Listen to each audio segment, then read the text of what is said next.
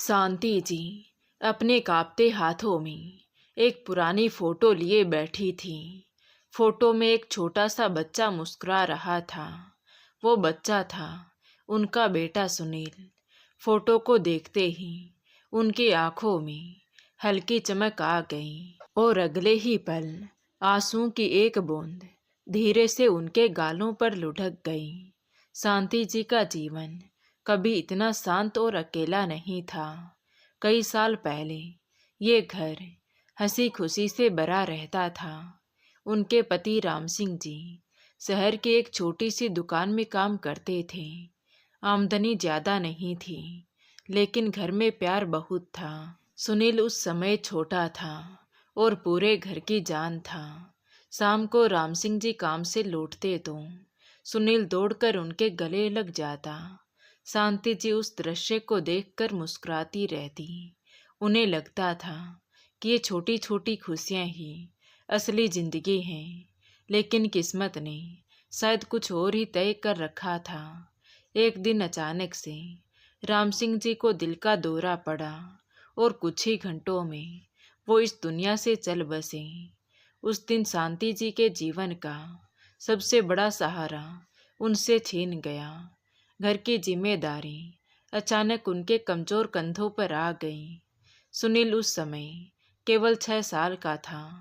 वो अपने पिता की मौत को पूरी तरह समझ भी नहीं पाया था, लेकिन शांति जी सब समझ रही थी।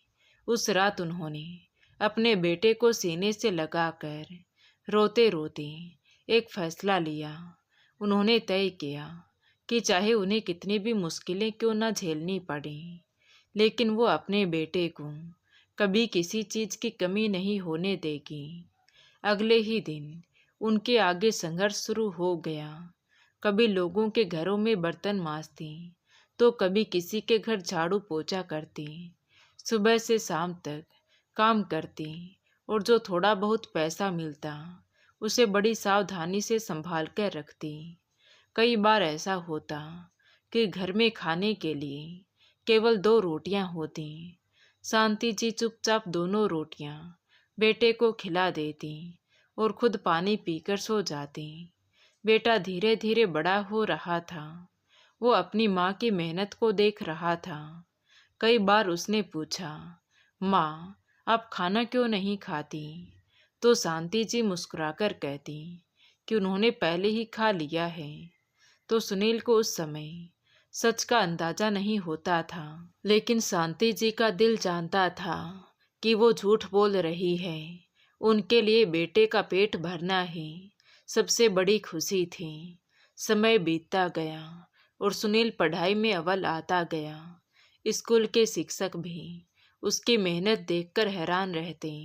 शांति जी को जब भी सुनील की तारीफ सुनने को मिलती तो उनके चेहरे पर गर्व की चमक दिखाई देती। उन्हें लगता था कि उनके सारे संघर्ष एक दिन जरूर रंग लाएंगे। सुनील ने स्कूल के बाद कॉलेज में भी बहुत मेहनत की। वो हमेशा कहता था कि एक दिन वो अपनी माँ की सारी तकलीफें खत्म कर देगा। शांति जी उस समय बस चुपचाप उसकी बातें सुनती और भगवान से यही प्रार्थना करती कि उनके बेटे का सपना सच हो जाए। आखिर वो दिन भी आया जब सुनील को एक मल्टीनेशनल कंपनी में नौकरी मिल गई। ये खबर सुनकर पूरा मोहल्ला खुश हो गया। शांति जी के लिए तो ये किसी चमत्कार से कम नहीं था। जिस बेटे के लिए उन्होंने अपना पूरा जीवन खपा दिया था, वही बेटा अब इतना बड़ा मुकाम हासिल करने जा रहा था। जिस दिन सुनील कंपनी में जाने के लिए घर से निकला, उस दिन शांति जी की आंखों में खुशी और दर्द दोनों थी। खुशी इस बात की थी कि उनका बेटा सफल हो गया, और दर्द इस बात का कि अब घर में फिर से सन्नाटा छा जाएगा। सुनील के जाने के बाद घर सचमुच बहुत खाली हो गया। पहले जहां हर समय सुनील की आवाज़ गूंजती थी, अब वहां खामोशी थी।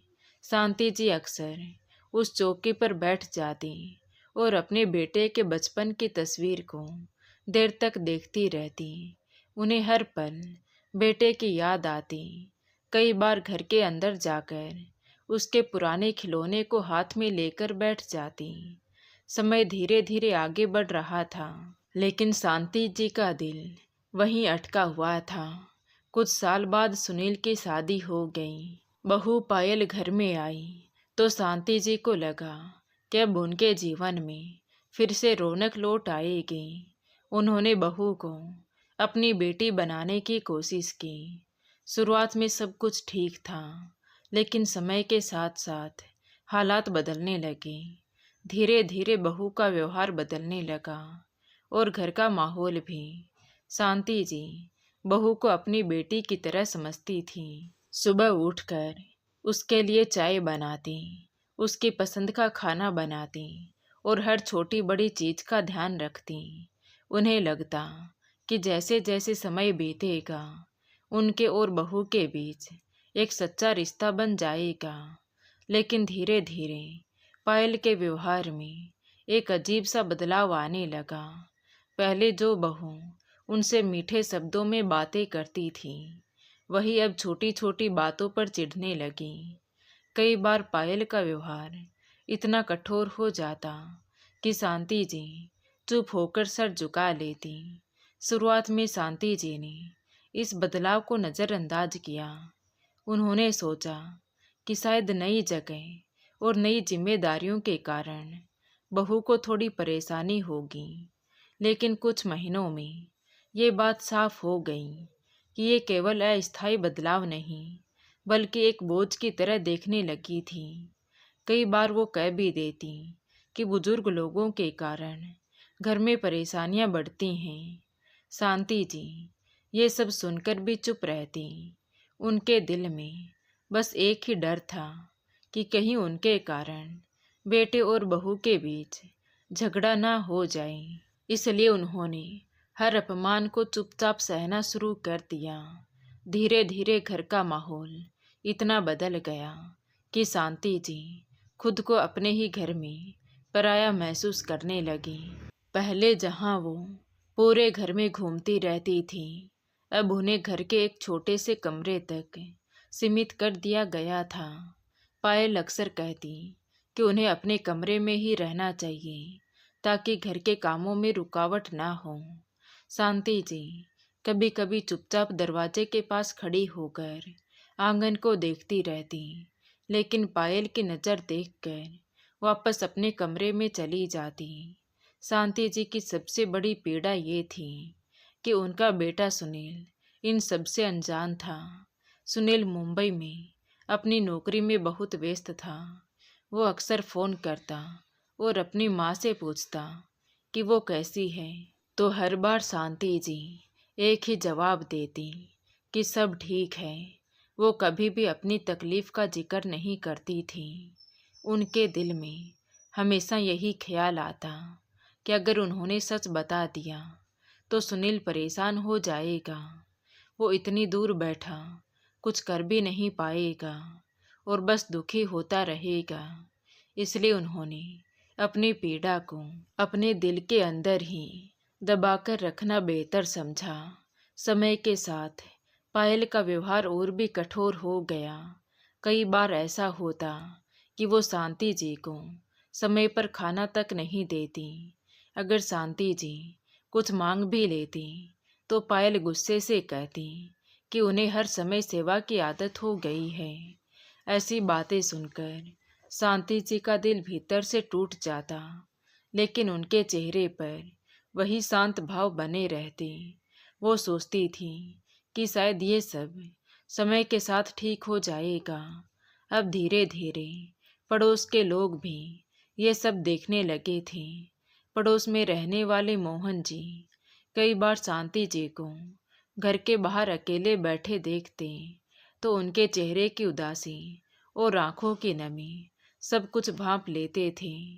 कई बार उन्होंने पूछने की कोशिश भी की, लेकिन शांति जी हर बार मुस्कुराकर कह देती कि सब ठीक है। वो अपने घर की बात किसी से साझा नहीं करना चाहती थी। उन्हें लगता था कि अगर उन्होंने किसी से शिकायत की तो उनके बेटे की इज्जत कम हो जाएगी। एक दिन शाम के समय शांति जी घर के बाहर चौकी पर बैठी थी। आसपास में हल्की ठंडक थी। उनके हाथ में फिर वही पुरानी फोटो थी जिसमें छोटा सा सुनील मुस्कुरा रहा था। उस फोटो को देखते ही उनकी आंखों से आंसू बहने लगे। उन्हें याद आने लगा कि कैसे कभी यही घर सुनील की हंसी से गूंजता था, कैसे वो उनके गले लगकर सो जाता था और कैसे वो बहुत बड़ा आदमी बनेगा। आज सुनील सच में बड़ा आदमी तो बन गया था, लेकिन उसकी माँ के जीवन में जो खालीपन और दर्द था उसे भरने वाला कोई नहीं था। उस शाम शांति जी के दिल में एक अजीब सा डर भी था। उन्हें महसूस हो रहा था कि उनके जीवन की कठिनाइयाँ अभी खत्म नहीं हुई हैं। पायल के व्यवहार में जो कठोरता बढ़ती जा रही थी वो आने वाले समय में और भी दर्द देने वाली थी। लेकिन फिर भी शांति जी ने ईश्वर के सामने सर झुका दिया और चुपचाप प्रार्थना की कि उनका बेटा खुश रहे। उनके लिए अपनी खुशी से ज़्यादा महत्वपूर्ण हमेशा अपने बेटे की खुशी रही थी। अगले दिन सुबह सूरज निकलते ही शांति जी आदत के मुताबिक उठ गई। उम्र और कमजोरी के कारण उनके कदम बहुत धीमे हो चुके थे, फिर भी वो धीरे धीरे चलकर आंगन तक गई और वहां लगे पुराने हैंडपंप के पास खड़ी होकर पानी भरने लगी।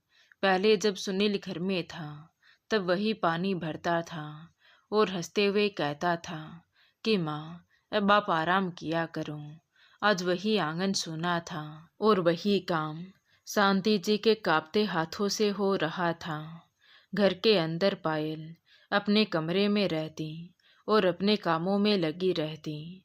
शांति जी अक्सर कोशिश करती कि बहू के सामने कम से कम आए। उन्हें लगता था कि उनकी मौजूदगी से शायद पायल को परेशानी होती है, इसलिए वो अपने छोटे से कमरे में ही चुपचाप बैठी रहती। कमरे की दीवारों पर पुराने कैलेंडर टंगे थे और एक कोने में लकड़ी की अलमारी थी जिसमें कुछ पुराने कपड़े और सुनील की बचपन की किताबें रखी थी। शांति जी कभी कभी उन किताबों को निकाल कर देर तक देखती। उन पन्नों में उन्हें अपना पूरा अतीत दिखाई देता था। दोपहर का समय अक्सर सबसे कठिन होता। घर में सन्नाटा फैल जाता और गर्म हवा धीरे धीरे कमरे में भर जाती। कई बार ऐसा होता कि रसोई में खाना बन चुका होता, लेकिन शांति जी को आवाज़ नहीं दी जाती। वो चुपचाप इंतजार करती कि शायद कोई उन्हें बुलाए। जब काफ़ी देर बीत जाती तो वो धीरे से उठकर रसोई के दरवाजे तक जाती और अंदर झांकती। अगर खाना बचा होता तो एक रोटी और थोड़ा सा सब्जी लेकर वापस अपने कमरे में आ जाती। कई बार ऐसा भी होता कि बर्तन खाली होते और उन्हें समझ में आ जाता कि आज उनके हिस्से में कुछ नहीं है। ऐसे दिनों में वो बिना कुछ कहे पानी पीकर वापस अपने बिस्तर पर बैठ जाती। शाम को कभी कभी वो घर के बाहर चौकी पर बैठ जाती। उस समय गली में बच्चे खेलते दिखाई देते और लोग अपने काम से लौटते, तो शांति जी उन बच्चों को देखकर देर तक चुपचाप मुस्कुराती रहती। उन्हें सुनील का बचपन याद आ जाता। उन्हें याद आता कि कैसे वो भी इसी गली में दौड़ता हुआ आता था और मिट्टी से सने हाथों के साथ माँ को आवाज़ देता। वो यादें अब उनके लिए किसी डर के सपने जैसी हो गई थी। पड़ोस में रहने वाले मोहन जी कई बार ये सब देखते। एक दिन वो शाम को धीरे धीरे चलते हुए शांति जी के पास आकर बैठ गए। उन्होंने हल्की आवाज़ में पूछा, बहन जी तबीयत ठीक है ना?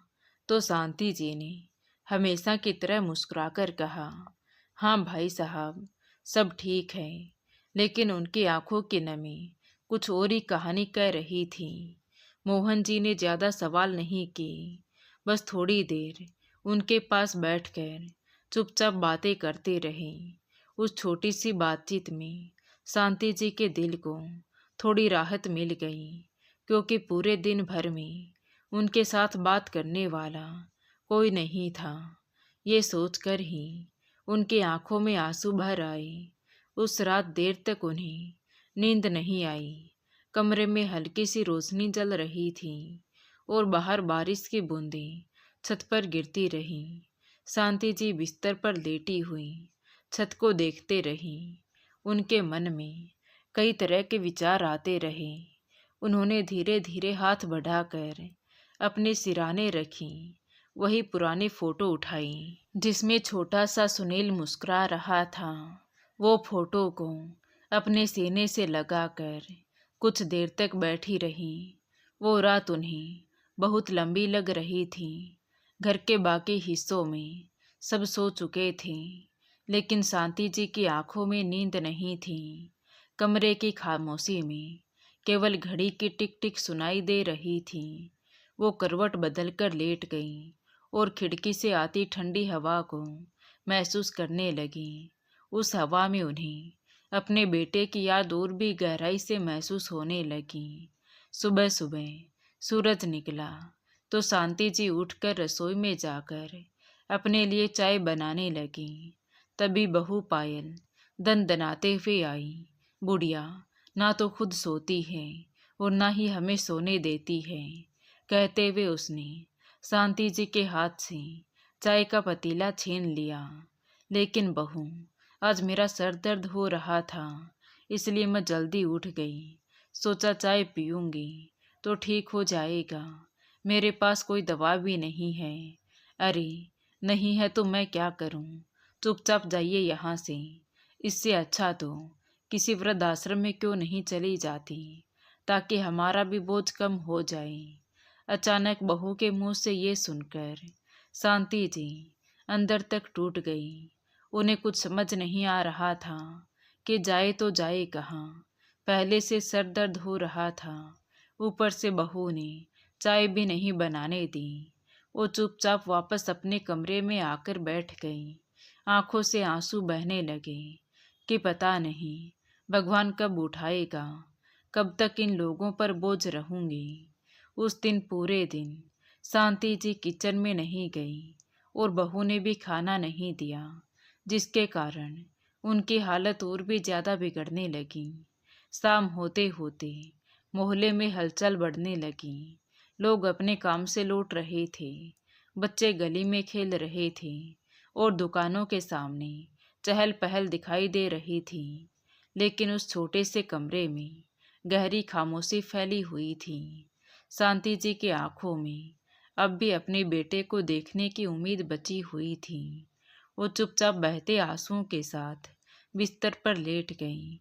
बार बार उनके कानों में बहू के वही शब्द गूंज रहे थे कि वृद्धाश्रम क्यों नहीं चली जाती, ताकि हमारा भी बोझ कम हो।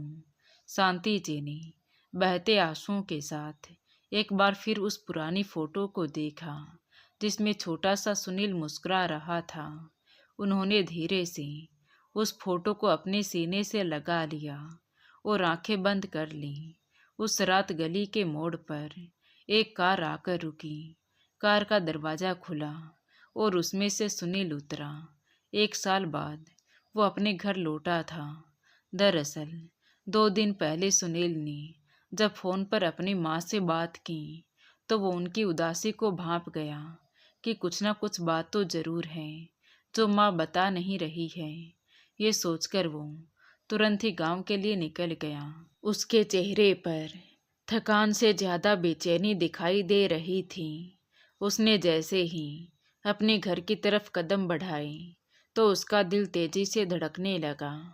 वो सीधा माँ के कमरे की तरफ गया तो वहाँ बिल्कुल अंधेरा था। सुनील ने अपने मोबाइल की टॉर्च जलाई तो उसकी आंखों में हैरानी और दर्द दोनों भर आई, क्योंकि उसकी माँ पहले से बहुत कमजोर दिखाई दे रही थी। सुनील धीरे धीरे उनके पास आया तो उसे विश्वास ही नहीं हुआ कि ये उसकी माँ है। उसकी आंखों के सामने कई सवाल खड़े थे। शांति जी, बिल्कुल शांत लेटी थी। सुनील धीरे से उनके पास बैठा। माँ, मैं आ गया हूँ। लेकिन इस बार कोई जवाब नहीं आया। उसने उनका हाथ पकड़ा तो हाथ ठंडा था। सुनील का दिल जोर से धड़कने लगा। माँ, उठो ना, देखो मैं आ गया हूँ। उसकी आवाज़ कांप रही थी। लेकिन शांति जी अब हमेशा के लिए चुप हो चुकी थी। कुछ पल के लिए पूरा घर जैसे थम गया। फिर एक जोर की चीख पूरे घर में गूंज उठी। माँ! सुनील वहीं फूट फूट कर रो पड़ा।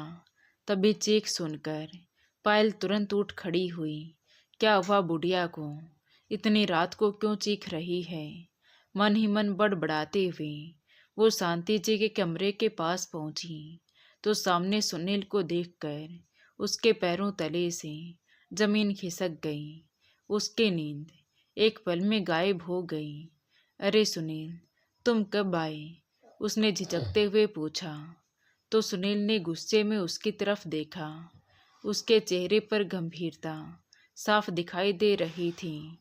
उसने गुस्से से कहा कि माँ इस दुनिया में नहीं रही और तुम पूछ रही हो कि मैं कब आया। तुम्हें अभी तक पता भी नहीं। ये सुनकर पायल के मुंह से अचानक ही चीख निकल पड़ी। उसे विश्वास नहीं हो रहा था कि जिस औरत को वो बोझ समझ रही थी वो इतनी जल्दी हमेशा के लिए चली गई। तभी सुनील रोते हुए बोला, माँ, एक बार तो कह देती, एक बार तो बता देती, मैं सब छोड़कर आ जाता। लेकिन अब बहुत देर हो चुकी थी। अब कुछ भी कहने का कोई मतलब नहीं था। तभी सुनील की नज़र उस पुरानी फोटो पर पड़ी जो शांति जी के हाथ में थी। उसने कांपते हाथों से फोटो उठाई जिस पर पीछे लिखा था, मेरा बेटा बहुत अच्छा है, बस थोड़ा व्यस्त है, एक दिन जरूर आएगा। ये पढ़ते ही सुनील का दिल टूट गया। पायल अब खुद को रोक नहीं पाई। वो दौड़कर शांति जी के पैरों में गिर पड़ी। माँ जी, मुझे माफ़ कर दो, मैं बहुत बुरी बहू हूँ, मैंने आपको समझा ही नहीं। वो जोर जोर से रोते हुए माफ़ी मांग रही थी। लेकिन अब बहुत देर हो चुकी थी। उस दिन के बाद घर तो वही था, लेकिन आवाज़ें बदल गई थी। अब वहाँ रोज रोने की आवाज़ गूंजती थी। पायल हर रोज सुबह उठकर सबसे पहले शांति जी की तस्वीर के सामने बैठती, आंसुओं से भरी आंखों से कहती, काश मैंने आपको थोड़ा सा प्यार दे दिया होता। और सुनील हर दिन उस चौकी पर बैठता जहाँ उसकी माँ उसका इंतज़ार करती थी। लेकिन अब वो चौकी हमेशा के लिए खाली हो गई थी। दोस्तों, एक माँ अपने बच्चों के लिए कितना कुछ सह लेती है, लेकिन उसके दिल में कभी नफरत नहीं भरती। अगर हम अपने माता पिता को सम्मान, उन्हें थोड़ा सा प्यार और समय दे दें तो शायद दुनिया की सबसे बड़ी खुशी उन्हें मिल सकती है। इसलिए जीते जी अपने माँ बाप को कभी अपने से दूर मत कीजिए। तो दोस्तों, आपको ये कहानी कैसी लगी कमेंट करके ज़रूर बताएं। कहानी अच्छी लगी हो तो प्लीज़ वीडियो को लाइक करें, शेयर करें और हमारे चैनल कहानी विद दिवांशी को सब्सक्राइब ज़रूर करें। Thank you.